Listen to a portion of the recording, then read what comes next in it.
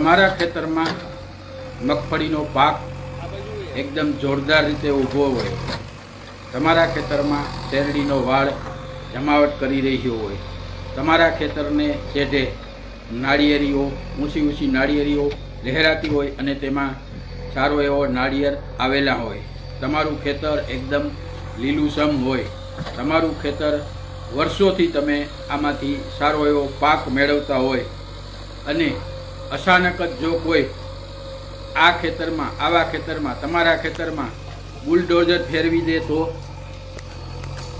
ભેંસોને ચરાવવા મૂકી દે તો, તમારી મગફળી ઉપર આડેધડ ખેતરમાં ટ્રેક્ટર હાંકીને મગફળી કાઢી નાખે તો, તમારા ખેતરમાં ઊભેલો મોલ પાક એવી રીતે વેરણ શેરણ કરી નાખે કે જાણે કે તમારું ખેતર પાડીને પાદર કરી નાખે, તો તમે ચૂપ રહો?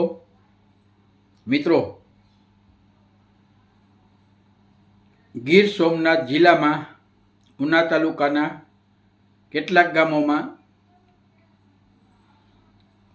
કલેક્ટર દ્વારા ગીર સોમનાથ જિલ્લાના કલેક્ટર દ્વારા આ રીતે ખેતરોને પાડીને પાદર કરી નાખવામાં આવ્યા છે.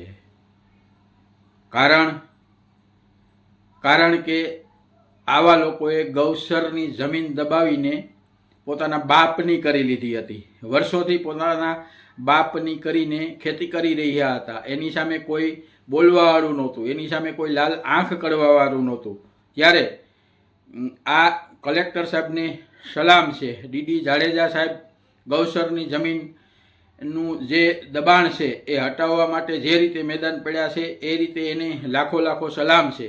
જો દરેક જિલ્લા કલેક્ટર આ રીતે કામ કરે તો ગુજરાતમાં એક પણ જગ્યાએ ગૌચરની જમીન અત્યારે જે લોકો જે નાલાયક લોકો, આમ તો એવા લોકોને આપણે કયા શબ્દો કહેવા, એવા લોકોએ જે ગૌચરની જમીન વારી છે, ગૌચરની જમીન ઉપર દબાણ કર્યું છે, એવા લોકોની દબાણ આવા કલેક્ટર હોય તો ખાલી કરાવી શકે. અને આવું ઠેર ઠેર ગુજરાતના સૌરાષ્ટ્રના લગભગ તમામ ગામોમાં ગૌચરનું દબાણ કરેલું જ છે. અને ગામના લોકો જે માથે ભારે થોડા એવા ગણાતા હોય એવા લોકોએ જ મોટે ભાગે આવું દબાણ કર્યું હોય છે. ત્યારે આવા દબાણને લઈને, ગૌચરની જમીનને લઈને કલેક્ટર સાહેબ, ગીર સોમનાથ જિલ્લાના કલેક્ટર દિગ્વિજયસિંહ જાડેજા સાહેબે જે કામ કર્યું છે, જે પગલું ભર્યું છે તે ઉત્તમમાં ઉત્તમ છે. અને આવું દરેક જિલ્લામાં કે આવું કામ થવું જોઈએ. જો ગીર સોમનાથ જિલ્લાના કલેક્ટર આ રીતે કામ કરી શકે તો બીજા જિલ્લાના કલેક્ટર શા માટે નહીં? આ પણ એક સવાલ છે. કારણ કે જ્યાં દબાણ થયું છે એ દબાણ જ હટાવવાનું છે. અને આવા દબાણ કરતાં અત્યાર સુધી તેની સામે સરકાર કે તંત્રએ કોઈ લાલ આંખ કરી નહોતી, એટલે એ પોતે બેફામ હતા. બાકી તો આવા લોકો એકદમ ખરેખર ઉંદર જેવા હોય છે, ઉંદર જેવા દરમાં ગરી જાય છે જ્યારે આવું થાય ત્યારે. એટલે એવા લોકો ખરેખર ગૌચરના હકનું, ગાયોના હકનું, આપણે ગાય માતા કરીને ગાય માતાનું પૂજન કરતા હોય છે, ગાય માતા અને આપણી માતા માનતા હોય છે. આપણા હિન્દુ ધર્મમાં ગાય માતાનું એક અનેરું મહત્વ છે. ત્યારે આવા જ લોકો આવી જ ગાય માતાના હકનું દબાણ કરીને જે રીતે જમીનમાં, ગૌચરની જમીનમાં દબાણ કર્યું હતું એ દબાણ હટાવ્યું કલેક્ટર સાહેબે, એ ખરેખર યોગ્ય છે અને હટવું જ જોઈએ.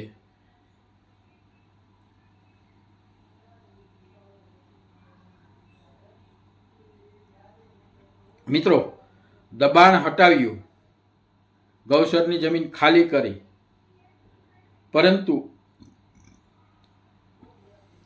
મને ખાલી એક સવાલ એ થાય છે કે જો આ રીતે જે ઊભો પાક હોય, જે મગફળી હોય, શેરડી હોય, નારિયેળી હોય, એને પાડીને પાદર કરવા કરતાં તંત્રએ આ ગૌચરની જમીનનો કબજો મેળવી લેવો જોઈતો હતો. મારા ખ્યાલ પ્રમાણે, મારા મગજમાં જે વિચાર આવે છે એ રીતે જે પાક આવે છે એ પાકને આવી રીતે નુકસાન કરીને કાઢી નાખવાથી, ટ્રેક્ટર ફેરવવાથી, નાળિયેર પાડી નાખવાને બદલે જો ખાલી જમીન ઉપર સરકારે કબજો કરીને પોતાના હકમાં લઈ લીધી હોત અને જે પાક થાય અથવા તો જે મોસમ થાય એના જે પૈસા આવે એનો કદાચ સદુપયોગ કર્યો હોત અને આ જગ્યા કે અત્યારે જે નાળિયેરી ઊભી હોય, મગફળી ઊભી હોય, એ ગ્રામ પંચાયત હસ્તક કરી દેવાની જરૂર હતી. તો જે માલ આવક થાય એ માલની જે આવક થાય એ ગ્રામ પંચાયતની આવકમાં પણ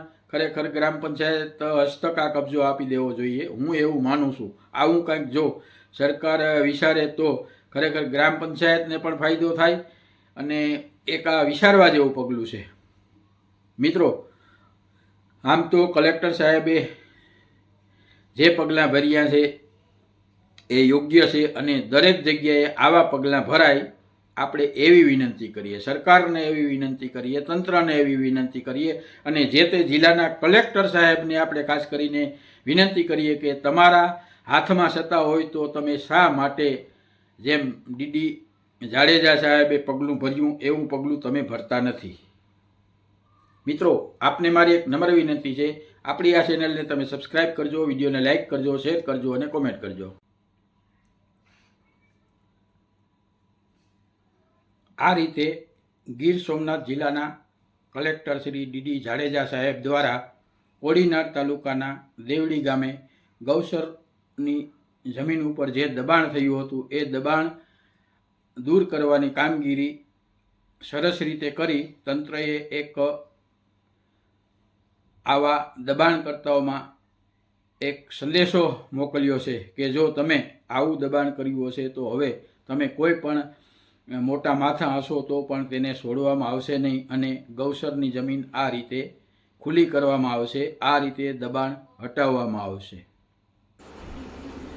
મિત્રો, આ રીતે ગીર સોમનાથ જિલ્લાના કલેક્ટર ડીડી જાડેજા સાહેબ દ્વારા કોડીનાર તાલુકાના દેવડી ગામે તમે જે જોઈ રહ્યા છો એ રીતે ઊભા ખેતરમાં, ઊભા મોલમાં દબાણ હટાવવાનું ચાલુ રાખ્યું હતું. ભેંસોને ચરવા માટે ત્યાંના ગોવાળિયાઓએ ભેંસોને મૂકી દીધી હતી. આ રીતે જે દબાણ હતું એ દબાણને ખાલસા કરાવ્યું હતું. મિત્રો, લગભગ 16-17 કરોડની જગ્યા કે જે ગૌચરની હતી, ગાયો માટેની હતી, તેમાં કેટલાક ભૂમાફિયા અને લેભાગુ તત્વોએ કબજો જમાવી દીધો હતો. વર્ષોથી કબજો જમાવીને બેઠા હતા. એ હરામી લોકોને આ રીતે તંત્ર દ્વારા સબક શીખવવામાં આવી અને તંત્ર જાગ્યું અને આવા લુખ્ખા તત્વો, આવા ગૌસરની જમીન દબાવીને બેઠા લોકોને